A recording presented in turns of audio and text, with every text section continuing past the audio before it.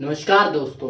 आज हम component of food के बारे में पढ़ेंगे। ये एक सीजीएल एसएससी ऑल जितने भी कॉम्पिटिटिव एग्जाम हो उसके हिसाब से बहुत महत्वपूर्ण टॉपिक हो जाता है। तो इसके बारे में पढ़ते हैं। बेसिक नॉलेज बहुत सारी है इसके अंदर, तो कृपया ध्यान से पढ़ें। अच्छा, सबसे पहले हम पढ़ेंगे कंपोनेंट ऑफ फूड। फूड के अंदर कौन कौन से कंपोनेंट मिलते हैं, इन कंपोनेंट की अच्छे से नॉलेज होना जरूरी है। बेसिक चीज है ये। सबसे पहले कार्बोहाइड्रेट। सबसे पहले होता क्या कार्बोहाइड्रेट, ये एक ऑर्गेनिक कंपाउंड है। कार्बोहाइड्रेट क्या है, एक कंपोनेंट है फूड का, एक कंपोनेंट। यानी फूड के अंदर जैसे बहुत सारी चीजों से बहुत सारी चीजें होती है फूड के अंदर, तो उनके जो बहुत सारे कंपोनेंट है उन चीजों को बोलते हैं हम कंपोनेंट। तो फूड के जितने भी कंपोनेंट है उनमें से एक कंपोनेंट होता है कार्बोहाइड्रेट। तो ये कार्बोहाइड्रेट होता क्या है, ये एक ऑर्गेनिक कंपाउंड है। ऑर्गेनिक कंपाउंड मीनिंग जो लिविंग थिंग में पाया जाए, लिविंग लिविंग जो जिंदा चीज है उनके अंदर पाया जाता है उसे ऑर्गेनिक कंपाउंड बोलते हैं। ये एक ऑर्गेनिक कंपाउंड है जो किससे बनता है, हाइड्रोजन, कार्बन, ऑक्सीजन। यानी ऑर्गेनिक कंपाउंड का मतलब ही होता है ऐसे कंपाउंड जो हाइड्रोजन, कार्बन और ऑक्सीजन जैसी चीजों से मिलकर बनते हैं। तो कार्बोहाइड्रेट क्या है, एक ऑर्गेनिक कंपाउंड है।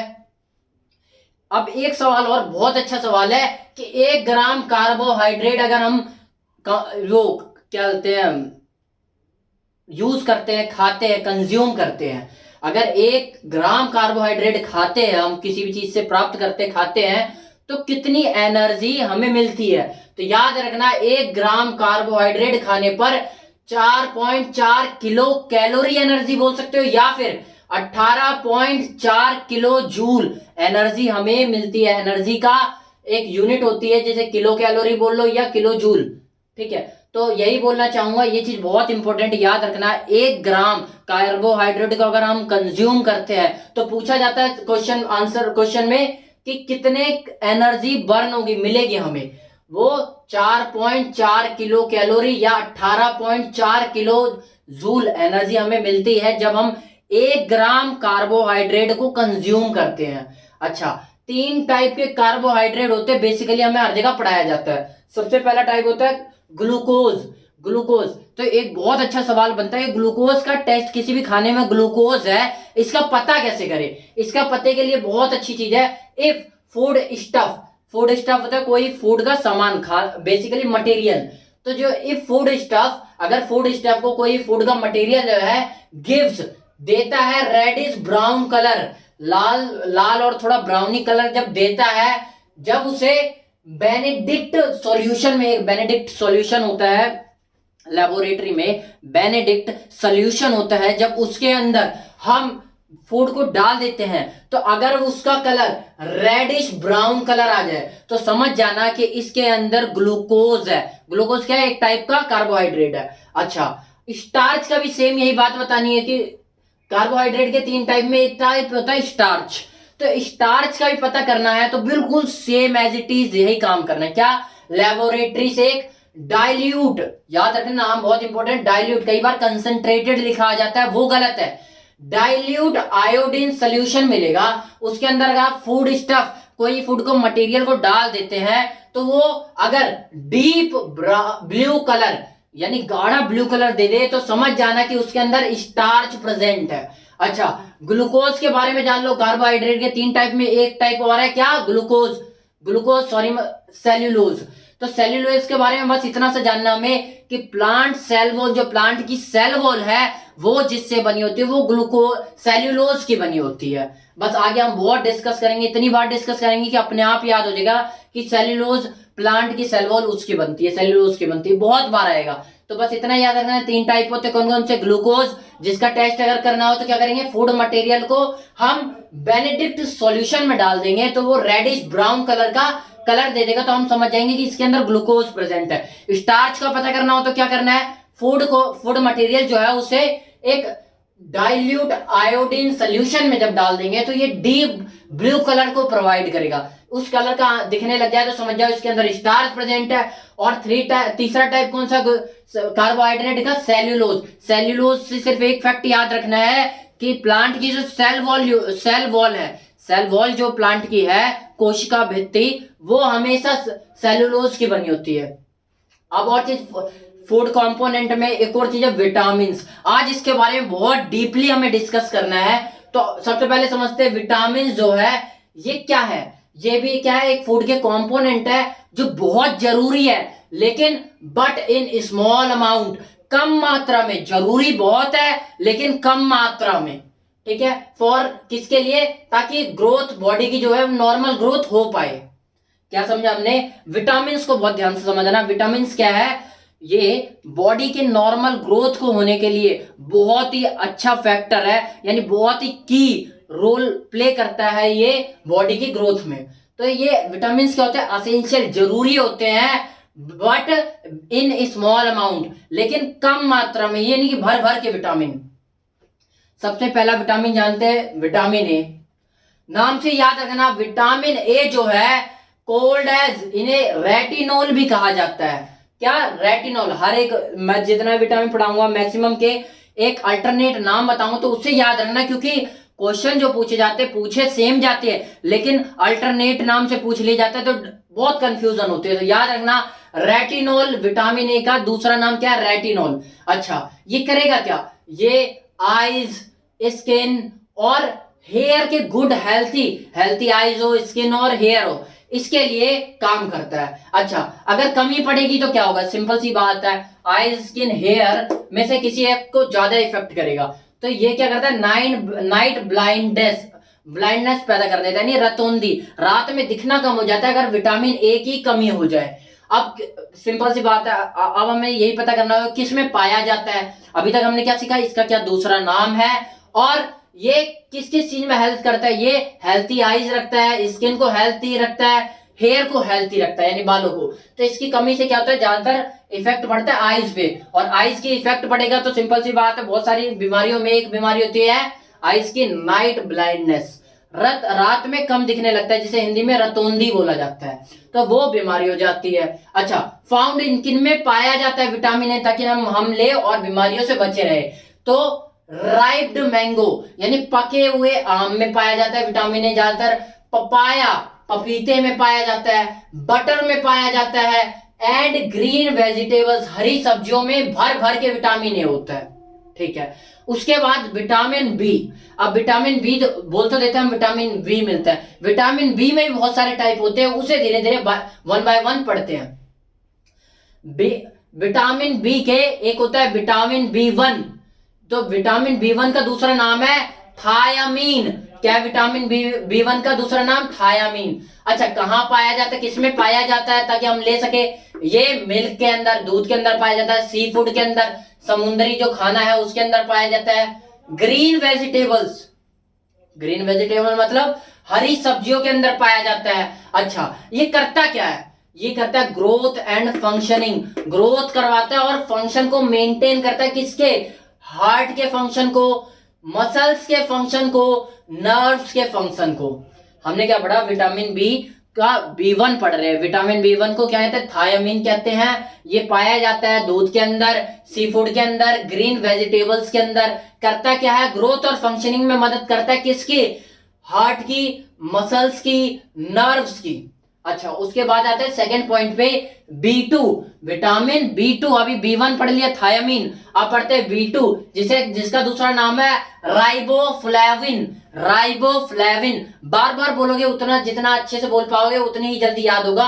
बी2 को क्या बोलते हैं, राइबोफ्लेविन। ये क्या करता है, स्किन और माउथ हेल्थ रखता है, स्किन को और जो मुंह है उसके हेल्थी बना के रखता है। अच्छा, ये मिलता कहाँ है, मीट में मिल जाता है, एग्स में मिल जाता है, पी में मिल जाएगा, बीन, सोयाबीन, वो बीन, राजमा में मिल जाएगा, मिल्क में मिल जाएगा। और अगर इसकी कमी पड़ जाए तो क्या होता है, देखो नाम से समझ में आ रहा है, डेफिशिएंसी, अगर कमी पड़ जाए तो क्या होगा, ये स्किन और माउथ को हेल्थी रखता है। तो अगर कमी पड़ जाए तो एक बीमारी होता है जिसका नाम होता है एरिबोफ्लेविनोसिस। ओसिस जो आ जाता है लिखा हुआ, तो इसका मतलब समझ आता है, सिस जहां आ जाए, फ्लैमेशन। अब किसी का तो इन्फ्लामेशन होगा, इन्फ्लामेशन मतलब सूजन होगा, सोलन, सोलन किसका, सोलन किस में होगा, स्किन और माउथ हेल्थ। माउथ हेल्थ में इंपॉर्टेंट रोल करता है, तो मुंह के अंदर क्या है, टंग, तो टंग के अंदर एक तो इन्फ्लामेशन हो जाती है, और लिप्स जो होठ है वो सूज जाते हैं, ठीक है। दूसरा क्या है, सोर्स, सोर मतलब घाव पैदा कर देता है, किसके अंदर, in the corner of mouth, मुंह के जो कोने कोने हैं उनके अंदर घाव बनाने लग जाता है। बता ही रखा है पहले, माउथ डेफिशिएंसी, यानी माउथ को हेल्थी रखता है। कमी पड़ गई एंड डेफिशिएंसी हो गई तो क्या होगा? अगर मुंह को हेल्थी रखता है तो मुंह को हेल्थी नहीं रखेगा, तो उसी बीमारी को कहते हैं एरिबोफ्लेविनोसिस। अच्छा, उसके बाद हमने अभी पढ़ लिया B1 B2, अब B3 नहीं होता, B4 होता है, जिसे कहते हैं नायासिन। नायासिन क्या करता है? स्किन और sound mental health. Sound mental health मतलब गुड मेंटल हेल्थ, अच्छी मेंटल हेल्थ रखता है, दिमाग को बढ़िया बैलेंस करके रखता है, और स्किन को बराबर मेंटेन, बढ़िया से स्किन को भी हेल्थी रखता है। अगर कमी हो गई तो क्या होगा? सिंपल सी बात है, कमी हो गई तो एक बीमारी कहते हैं पेलेग्रा। पेलेग्रा में क्या होता है? Mental disturbance. अगर दिमाग को ठीक कर रख रहा है तो कमी पड़ गई तो क्या होगा? दिमाग बेकार होने लग जाएगा। मेंटल डिस्टर्बेंस, दिमाग में डिस्टर्बेंस पैदा हो जाएगी, डायरिया हो जाएगा, यानी दस्त हो जाएगा, डर्मेटाइटिस हो जाएगा। मैंने क्या बोला? स्किन और मेंटल हेल्थ। स्किन को भी क्या कर रहा है? प्रोटेक्ट कर रहा है, तो ये डर्मेटाइटिस हो जाएगा। डर्मेटाइटिस मतलब, डर मतलब होता है लेयर्स, किसके लेयर? स्किन को कहते हैं डर्मेटाइटिस। आइटिस का मतलब फ्लेमेशन, तो किसका फ्लेमेशन होगा? डर्मेटा, यानी लेयर्स को कहते हैं बॉडी की, तो जो स्किन है उसे कहते हैं डर्मेटा, और आइटिस जहां लग गया वहां इन्फ्लेमेशन। तो इन्फ्लामेशन, सूजन हो जाएगी किसके अंदर? सूजन और सोर, घाव पड़ने लग जाएंगे स्किन के अंदर। टर्म से ही समझ में आ जाना चाहिए कि आवर स्किन, हमारी स्किन। अच्छा, हमने क्या पढ़ लिया? B1 थायामीन, B2 राइबोफ्लेविन, और B4 और पढ़ लिया नायसिन। इसे एज इट इज याद रखना है, फैक्ट टू फैक्ट, लेकिन याद अच्छे से रखना है। अच्छा, अब हम B4 के बाद हम पढ़ते हैं फॉलिक एसिड। ये भी विटामिन बी में ही होता है। क्या होता है फॉलिक एसिड? ये क्या करता है? आरबीसी फॉर्मेशन, जो रेड ब्लड सेल्स हैं, जो हमारी खून के अंदर जो सेल्स हैं उसे कहते हैं RBC, red blood cells, blood की सेल जो रेड कलर की है, तो इसके फॉर्मेशन में फॉलिक एसिड मदद करता है। अब अगर फॉलिक यानी फॉलिक एसिड का डेफिशिएंसी हो गई तो बताओ क्या होगा? एनीमिया हो जाएगा। जब आरबीसी रेड ब्लड सेल्स की कमी पड़ेगी तो क्या होगा? खून की कमी पड़ जाएगी, तो उसे क्या बोलते हैं? एनीमिया। एनीमिया की स्पेलिंग अभी बता दूंगा करेक्ट क्या होती है। ये AE आता है क्या? जैसे यहां लिखी हुई है एनीमिया, ये है स्पेलिंग करेक्ट। अच्छा, फॉलिक एसिड पढ़ लिया, तो अब हम भैया देखेंगे आरबीसी फॉर्मेशन जो है वो बन रहा है। चलो अच्छी बात है, ये फॉलिक एसिड बनाता है, लेकिन भैया हमें मिलेगा कहां से? किन किन चीजों में मिलेगा फॉलिक एसिड? तो ग्रीन वेजिटेबल्स, हरी सब्जियों में मिल जाएगा।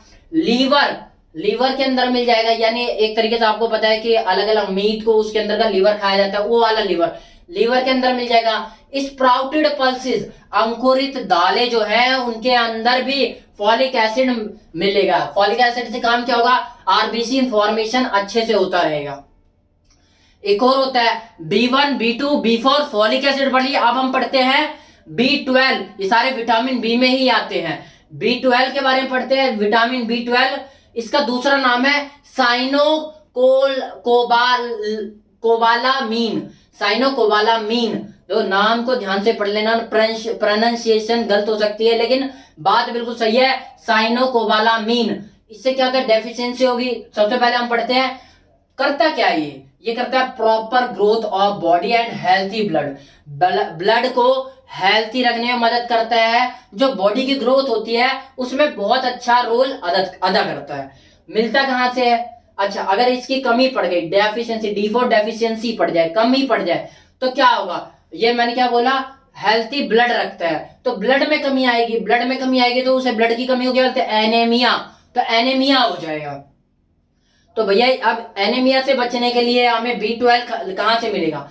मीट से मिलेगा। याद रखना, मीट सबसे बढ़िया स्रोत है इसका, सबसे बढ़िया स्रोत या सोर्स B12, विटामिन B12 का कौन सा है? मीट है। फिर उसके बाद एग्स, अंडे, लीवर, मिल्क, दूध, ये सारे क्या है? विटामिन B12 के बहुत अच्छे सोर्स है जिनसे विटामिन B12 मिलता है। उसके बाद पढ़ते हैं विटामिन सी। विटामिन सी का दूसरा नाम है एस्कॉर्बिक एसिड।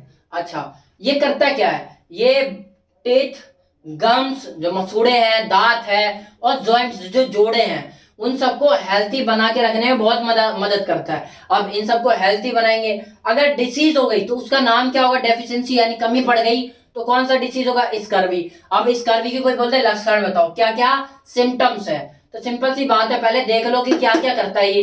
टीथ को हेल्थी रखता है, यानी टीथ, दांत खराब होने लग जाएंगे, पीले पीले होने लग जाएंगे। गम्स और जॉइंट, इनमें प्रॉब्लम आनी स्टार्ट हो जाएगी। तो इसका भी यही होता है, आप समझ जाओ काम क्या करता है। अगर जिन जिन का जैसे दांत, गम, जॉइंट ये काम कर रहा है, इनको हेल्थी बनाने में मदद कर रहा है। तो अगर कमी पड़ गई तो जो भी स्कर्वी जैसे डेफिशिएंट बीमारी का नाम है, तो क्या होगा, कमी पड़ने से जो चीज ये कर रहा है वो नहीं कर पाएगा, तो टीथ, गम्स और जॉइंट को हेल्थी नहीं रख पाएगा। उसके बाद पढ़ते हैं इसका स्रोत क्या है, किससे विटामिन सी मिलता है। तो सिट्रस फ्रूट, जो भी सिट्रस फ्रूट, सिट्रिक एसिड होता है, जैसे नींबू के अंदर जो खट्टा एसिड होता है उसे सिट्रस एसिड बोलते हैं। तो जिस भी फ्रूट्स में, वेजिटेबल्स में, जिस भी चीज में सिट्रस एसिड मिल जाए तो उससे क्या मिल जाता है, विटामिन सी मिल जाता है। बहुत अच्छा एग्जाम्पल है आंवला और नींबू। अच्छा, उसके बाद पढ़ते विटामिन सी पढ़ लिया, बी पढ़ लिया और ए पढ़ लिया। अब पढ़ते विटामिन डी। विटामिन डी का दूसरा नाम है, बहुत अच्छे से याद रखना, एग्जाम में कई बार आ चुका है, क्लैसीफेरोल। क्या, क्लैसीफेरोल नाम है इसका, विटामिन डी का दूसरा नाम। अच्छा, करता क्या ये नॉर्मल ग्रोथ, बोन्स की और टिथ की नॉर्मल ग्रोथ में हेल्प करता है। तो अगर डेफिशिएंसी हो गई तो उसका एक नाम हो जाता है उस बीमारी का, रिकेट्स। अब रिकेट्स में होगा क्या, बोन्स और टिथ को हेल्थी बना के रख रहा है तो नहीं बना पाएगा, हड्डियां कमजोर होनी स्टार्ट हो जाएंगी, यही सब क्या होगा रिकेट्स में। अच्छा, सोर्स क्या है विटामिन डी का, ताकि ये प्रॉब्लम ना आए, बोन्स और हमारे टिथ हेल्थी बने रहे, उसके लिए हमें सोर्स तो पता होना चाहिए किससे मिलता है। तो ये दूध पीने से मिलता है, मिल्क से, फिश जो मछलियां उनसे मिलता है, सनलाइट जो सूरज की धूप है उससे मिलता है, cod liver oil. Cod liver oil क्या होता है, कोड फिशेज होती है, कुछ फिशेज होती है जिनको कहते हैं कोड फिशेज, उस फिश से जब उसका तेल लिया जाता है तो उसका एक नया नाम दे देते हैं, कोड लीवर ऑयल। ठीक है। अच्छा, विटामिन ई, अब हमने डी भी पूरा पढ़ लिया, अब विटामिन ई के बारे में पढ़ते हैं। विटामिन ई का दूसरा नाम है टोकोफेरोल। टोकोफेरोल, अब इसका काम क्या होता है ये देखते हैं। ये जो मसल्स है, और ये सबसे पहले क्या करता है, मसल्स की फंक्शनिंग में हेल्प करता है, मसल्स कैसे काम कर रही है उसे अच्छे से मेंटेन करता है, लीवर को प्रोटेक्शन प्रोवाइड करता है और नॉर्मल रिप्रोडक्शन करता है। सबसे मेन काम क्या करता है, नॉर्मल रिप्रोडक्शन करवा देता है, प्रजनन अच्छे से करवाता है। अब एक बात बताना, अगर कमी पड़ गई तो क्या होगा, मसल्स की फंक्शनिंग, प्रोटेक्शन ऑफ लीवर, ये तो और भी विटामिन प्रोवाइड कर देते हैं, और भी फूड के कंपोनेंट हमें बचा लेंगे इन कामों से। लेकिन नॉर्मल रिप्रोडक्शन अगर नहीं हो पा रहा तो क्या होगा, इससे नॉर्मल रिप्रोडक्शन नहीं होगा, अगर डेफिशिएंसी हो जाएगी तो स्टेरिलिटी पैदा हो जाएगी। स्टेरिलिटी मतलब बांझपन, फिर वो बच्चे देने के काबिल नहीं रहेगा। अच्छा, vitamin A, vitamin C, vitamin D. अब हम पढ़ते विटामिन ई। तो विटामिन ई का दूसरा नाम है क्या, टोकोफेरोल। इसके बारे में मैंने बता ही दिया आपको, क्या बता दिया है कि मसल्स की फंक्शनिंग में हेल्प करता है, मसल्स अच्छे से फंक्शन कर पाए, कार्य कर पाए, उसके लिए हेल्प करता है, लीवर को प्रोटेक्ट करता है, नॉर्मल रिप्रोडक्शन को प्रोवाइड करता है। अगर रिप्रोडक्शन अच्छे से नहीं हो पाएगा तो क्या होगा, स्टेरिलिटी यानी बांझपन पैदा हो जाएगा। कहां से मिलेगा वो भी बता दिया है, ग्रीन वेजिटेबल्स से, हरी सब्जियों से मिल जाएगा, मिल्क से, दूध से, बटर, टोमेटोज, इन सब से मिलेगा। अब विटामिन के बारे में पढ़ते हैं। विटामिन के बहुत इंपॉर्टेंट है, कई बार सवाल में पूछा जाता है, और सीधा विटामिन के नहीं बोल के पूछा जाता है, इसका दूसरा नाम लिया जाता है जिसका नाम है फाइलोक्विनोन। फाइलोक्विनोन नाम से पूछा जाता है, और डायरेक्ट इसमें भी नहीं पूछा जाएगा, पूछा जाएगा सोडियम और फास्फोरस के बारे में बताओ, ऐसे ऐसे चीजें पूछे जाएंगे। तो पढ़ते हैं हम, ये करता क्या है, सबसे बहुत इंपॉर्टेंट काम है विटामिन के का कि क्लोटिंग ऑफ ब्लड का काम करता है, ब्लड को क्लोट, ब्लड का थक्का जमाने में हेल्प करता है। और क्या करता है, function of liver, normal function करवा देता है, लीवर का मेंटेन करके रखता है। अच्छा, कहाँ किस किस में मिलता है ये याद रखना, बहुत वेरी वेरी आईएमपी, बहुत इंपॉर्टेंट है। पालक में मिल जाता है, साग में मिल जाता है, कैबेज जो गोभियां हैं उनके अंदर, और सोयाबीन के अंदर मिलता है। क्या मिलता है, विटामिन के। अच्छा, इसके भी बहुत सारे कंपोनेंट, आप देखो किस किस चीजों में काम आता है। मिनरल्स होते हैं इनके अंदर, विटामिन के में क्या होता है, मिनरल्स, जो मेटल, नॉन मेटल और उनके जो सॉल्ट हैं, उन सब, वो सब क्या है, मिनरल्स होते हैं। और ये काम क्या करते हैं, ये जो गुड हेल्थ है और जो भी फंक्शनिंग है बॉडी की उसमें बढ़िया रोल प्ले करते हैं। अच्छा, उसके बाद आता है आयरन। आयरन क्या करता है? फॉर्मेशन ऑफ हीमोग्लोबिन प्रोटीन, जो हीमोग्लोबिन को बाइंड करके रखेगा उस प्रोटीन को बनाता है। याद रखना बहुत इंपॉर्टेंट है, हर बार इसकी डेफिशिएंसी छोड़ के, क्योंकि हर जगह मैं डेफिशिएंसी बता रहा हूं, यहाँ एक्सेसिबिलिटी। अब कमी पड़ गई तो क्या होगा और ज्यादा हो गया तो क्या होगा? हमेशा याद रखना, कमी पड़ जाए तो एनीमिया होगा, हीमोग्लोबिन प्रोटीन नहीं बनेगा तो बाइंड नहीं हो पाएगा हीमोग्लोबिन, तो एनीमिया खून की कमी हो जाएगी। और ज्यादा हो गया तो सिरहोसिया हो जाएगा। सिरहोसिया की स्पेलिंग में एस आ रहा है, कई बार सी लिखा आता है। करेक्ट, मोर करेक्ट ग्रामर के हिसाब से हर जगह सी माना जाता है। तो बस इतना याद रखना, स्पेलिंग से हमें ज्यादा मतलब नहीं है। सिरहोसिया में क्या होगा? लीवर डैमेज होना स्टार्ट हो जाएगा। क्यों हो जाएगा? बहुत अच्छा कॉन्सेप्ट है। क्या होता है जब आयरन एक्सेस मात्रा में आने लगता है तो लीवर, पैनक्रिया और अदर पार्ट्स को बचाने के लिए आयरन से खुद के अंदर स्टोर करने लग जाता है, इसलिए लीवर डैमेज हो जाता है। समझ में आया? नहीं तो आयरन और लीवर का डायरेक्ट टू डायरेक्ट कोई कनेक्शन नहीं है। तो और आयोडीन कनेक्शन है, डायरेक्ट नहीं है। आयोडीन, अब आयोडीन क्या करता है? सबको पता है, थायरोक्सिन हार्मोन पैदा करेगा, और नहीं होगा तो गोइट्रस नाम की बीमारी हो जाएगी, जिसमें क्या होता है? गला ज्यादा सूज जाता है। अच्छा, उसके अलावा रॉगेज नाम की एक बीमारी होती है, और ये विटामिन क्या होते हैं? अच्छा, यूज ऑफ फेवरस मटेरियल्स, जो फूड और वेजिटेबल्स के अंदर फाइबरस मटेरियल्स जो भी है उसे एब्जॉर्ब करवाने का काम करता है रॉगेज। इसके अलावा मैंने क्या पढ़ा? कैल्शियम और फॉस्फोरस। ये क्या करेगा? ये बोन और टिथ, जो दांत और हड्डियां हैं, उसके फॉर्मेशन में बहुत ही अच्छा रोल प्ले करता है। फॉर्मेशन में अभी तक ये नहीं कि उसे मेंटेन कर रहा था उसकी फंक्शनिंग को, फॉर्मेशन में कैल्शियम और फॉस्फोरस। अच्छा, इसका सोर्स क्या है? एक ही सोर्स याद रखना, मिल्क बहुत इंपॉर्टेंट सोर्स है। उसके अलावा हम पढ़ते हैं सोडियम और पोटेशियम। ये क्या काम करते हैं? ये ऑस्मोटिक प्रेशर को बैलेंस करके रखते हैं। अभी बात करते हैं ऑस्मोटिक प्रेशर क्या होता है, पहले हम बात कर लेते हैं कॉपर और जिंक। ये क्या काम करते हैं? ये एंजाइम मेकर है। अच्छा, याद रखना एंजाइम मेकर का मतलब, एंजाइम को केमिस्ट्री में कैटालिस्ट पढ़ा जाता है। रेट ऑफ रिएक्शन, रिएक्शन जो हो रही है उसे बढ़ा दिया जाए, और बायोलॉजी जब लिविंग थिंग के अंदर आ जाता है तो एंजाइम बोला जाता है। ये करता क्या है? यह रिएक्शन की रेट को फास्ट कर देता है। अब ये मत जाना कि एक्सेप्शन होता है, रिएक्शन की रेट को कम भी किया जाता है, लेकिन हर जगह हमें यही पढ़ने को मिलेगा कि एंजाइम जो होता है रिएक्शन की रेट को बढ़ाता है। जो रिएक्शन थोड़े दिनों में हो रही है उसे और जल्दी करवा देता है। जैसे अगर हम खाना खाएं और हमारे अंदर एंजाइम्स ना प्रेजेंट हो तो लगभग 16 साल लगेगा एक टाइम के खाने को पचाने के लिए। वही काम हमें 5 से 7 घंटे में मैक्सिमम हो जाता है, खाना पच जाता है। कैसे? एंजाइम के हेल्प से। तो एंजाइम मेकर पूछा जाता है कि विटामिन के में एंजाइम मेकर कंपोनेंट कौन सा है, तो कौन सा है? कॉपर और जिंक। इसके अलावा वाटर हम भूल ही नहीं सकते, जल ही जीवन है। तो ये क्या करता है? बॉडी टेम्परेचर को रेगुलेट करके रखता है, मेंटेन करता है, और डाइजेशन, ट्रांसपोर्टेशन, एक और लिख दो एक्सक्रीशन, एक्सक्रीशन में भी हेल्प करता है। क्या? वाटर। अच्छा, ऑस्मोटिक प्रेशर पढ़ा रहा था। ऑस्मोटिक प्रेशर क्या होता है? ये बॉडी फ्लूइड्स, ये क्या होता है? मेंटेन करता है बॉडी फ्लूइड्स नहीं फ्लूइड्स, जो बॉडी के अंदर फ्लूइड पाए जाते हैं उनके ऑस्मोटिक प्रेशर को, के बाहर और अंदर का प्रेशर जो है वो बराबर रहे, उसी को मेंटेन करने का काम करता है सोडियम और पोटेशियम। तो आज के लिए बहुत है, नमस्कार।